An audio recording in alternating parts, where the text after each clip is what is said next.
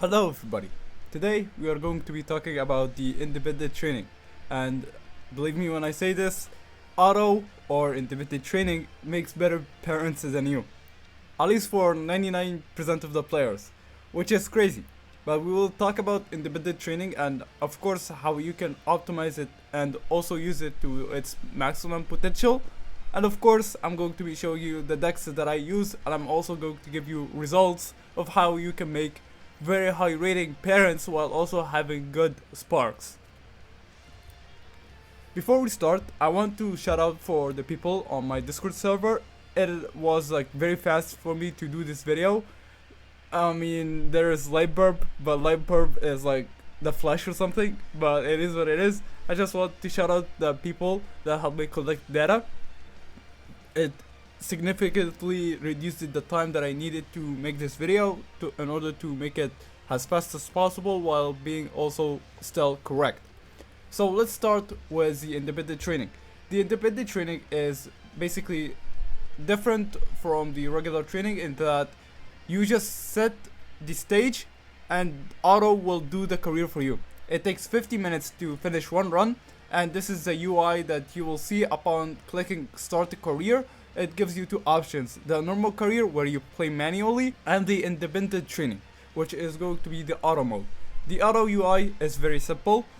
You have the lineup details. This one is very simple. You click on it, you see like everything that you are currently having, your like character of choice, the parents, the cards. It's very simple. And then the training focus. It depends on which you are looking for. If you want my opinion, you most likely want to put it on stamina pretty much every single time, because sprint focuses more on guts and that is not good for rating. And two, for the balanced training, sometimes it goes stamina, sometimes it goes sprint. It is not 100% consistent. However, you should probably put it on stamina because then it will focus on stamina and also focuses on your other stats at the same time. So it is very, very effective. And then you have your agenda, which is going to be something that you can just simply edit. You put the races, and then your UMA will run those races. So it's very simple. It's going to be very, very good. Lastly, you have something called prioritize skills. Set skills that you would like to be prioritized. Your trainee will automatically pick these event choices to receive for hence for the prioritized skills. So let's say, for example, I am doing a career. Randomly, there is a Smart Falcon event. You could put it so that you want to prioritize groundwork, and then if that Smart Falcon power event happens, you will immediately guarantee to get groundwork, which is nice. You can also put other skills that are very notable in their first chain event. For example, Current Chan Wit and the Serious Symbuli, I believe Wit card. Those two have playtimes over. The second chain event for Kita-san Black, for example, has straightaway adapt. First chain event of King Halo Power, she has Umastan. So you can automatically get those skills if it happens throughout the career as a random point. If they are on your deck, then you will pretty much almost guarantee to get these skills. So that is very nice. And by the way, there is a new quality of life feature added. If you scroll to your settings and click on the career option, if you scroll all the way down, there is something called automatically load previous plan. What it does is that it will automatically load the previously used training plan for that trainee, which of course is very good.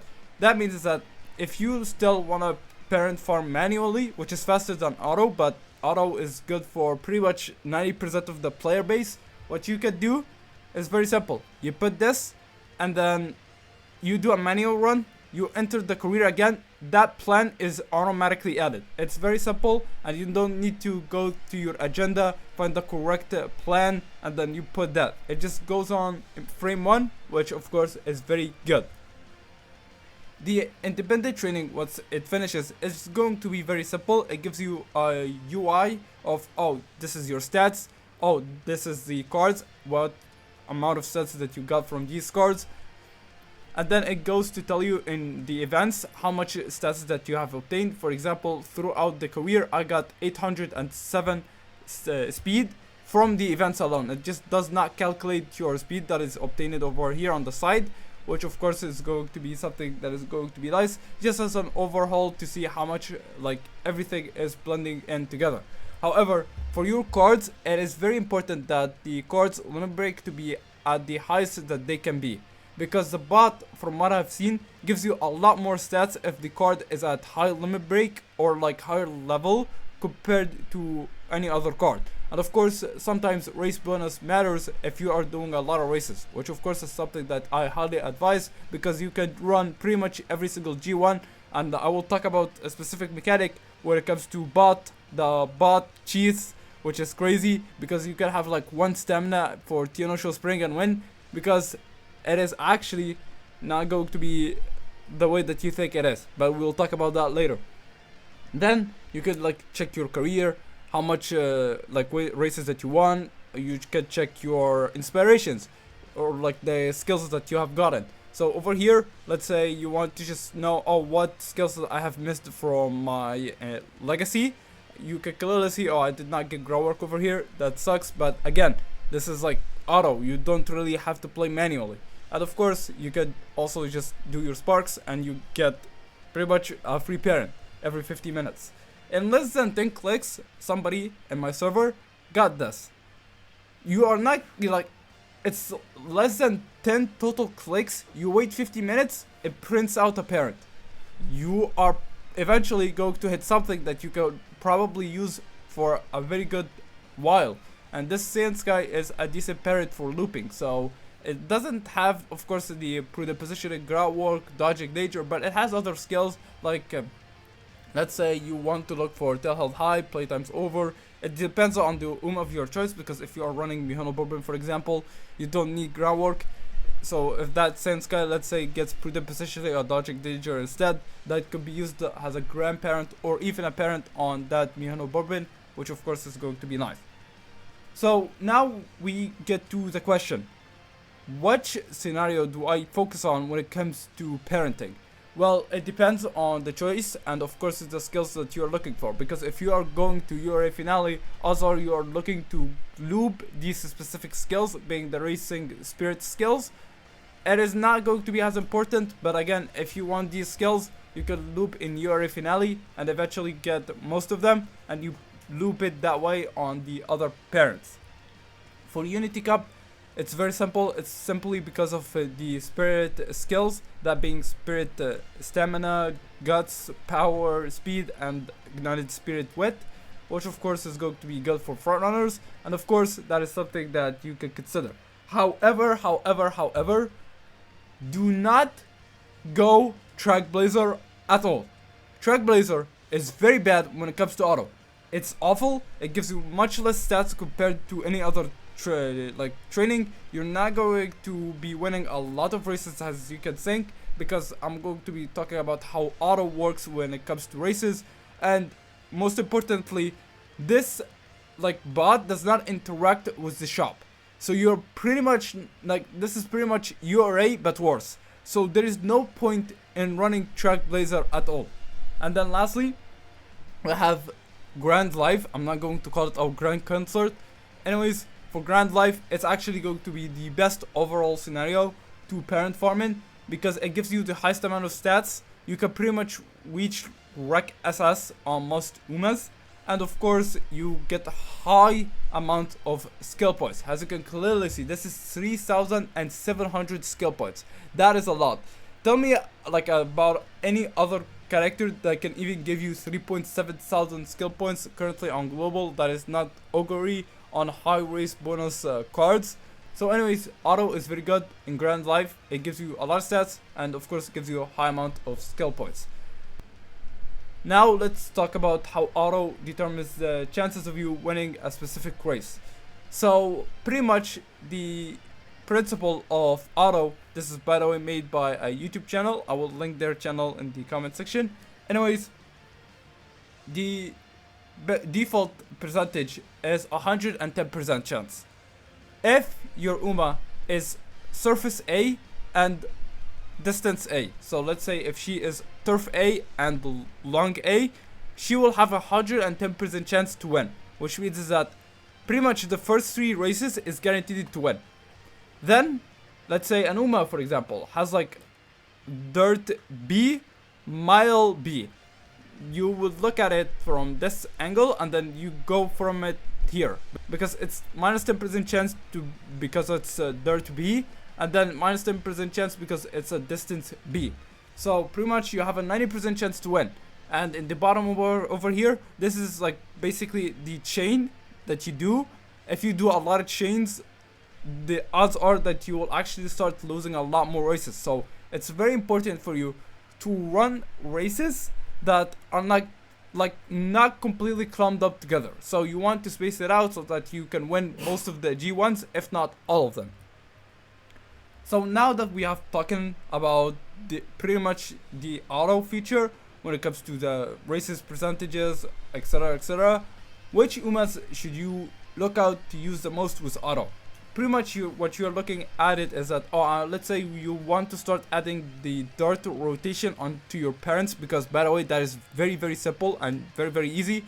What you can do is that you should look out for an Uma like El Condorpasa, Inari 1, Gold City, Ogre Cap, Marzensky, any of these Umas that have good surface attributes while also having good distances is an Uma of your choice. Another example is Mihono Bourbon. If you put 10 dirt sparks on her, that Uma will have, I think, an 80% chance to win pretty much most of the G1 races, in like the ones that are dirt. And of course, I have a 100% win rate on pretty much mile, medium, and long, because she has, I believe, no, I do not believe, I know my Uma's attribute. She has C in sprint, B in mile, A in medium, and B in long. That is Mihono Bourbon, if you have lost track. So pretty much she has a 90% chance to win on a sprint and 100% otherwise. And if you included the dirt feature, then bump her attribute to C, then she has an 80% chance to win a mile or a medium dirt distance track,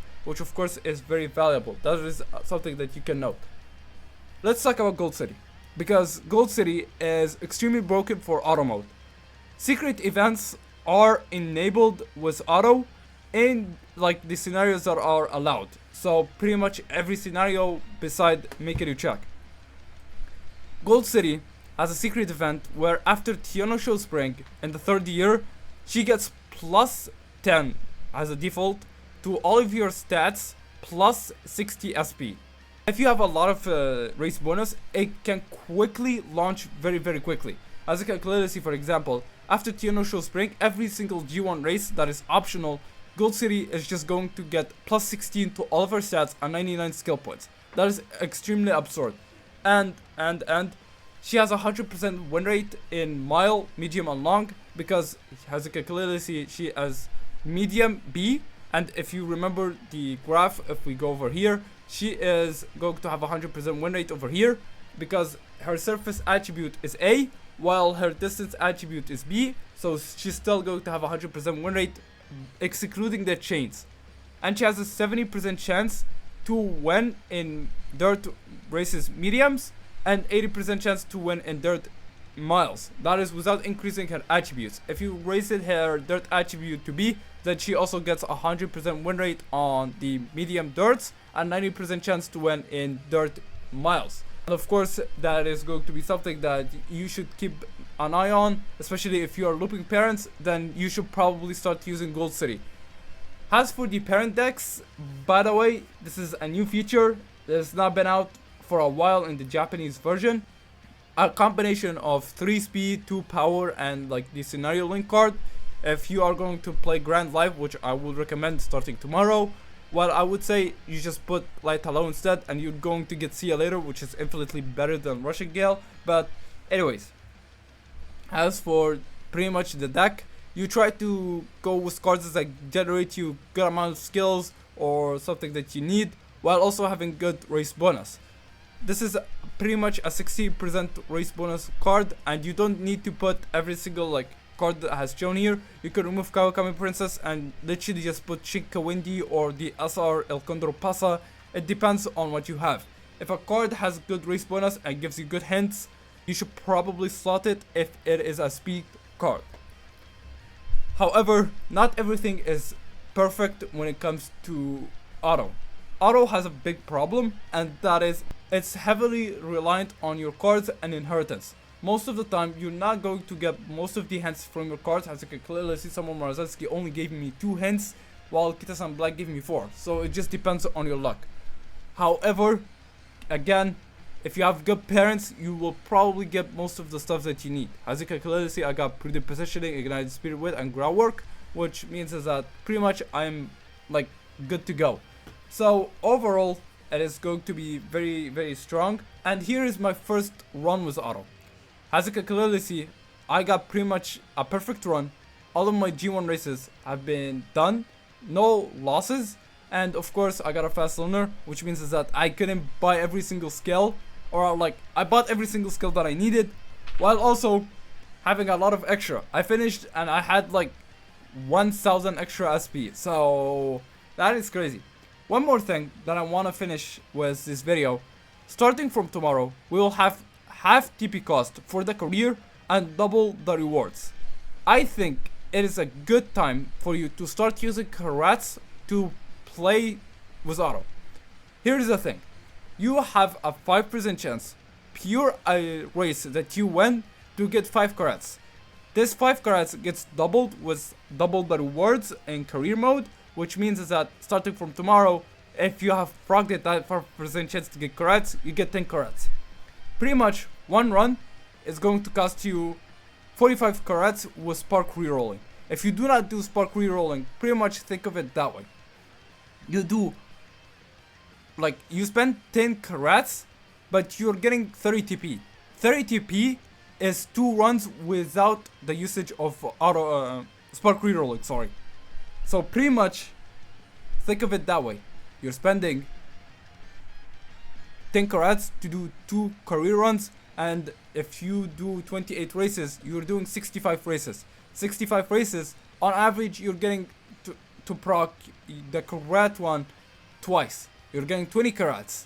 You spend 10, you're getting 20.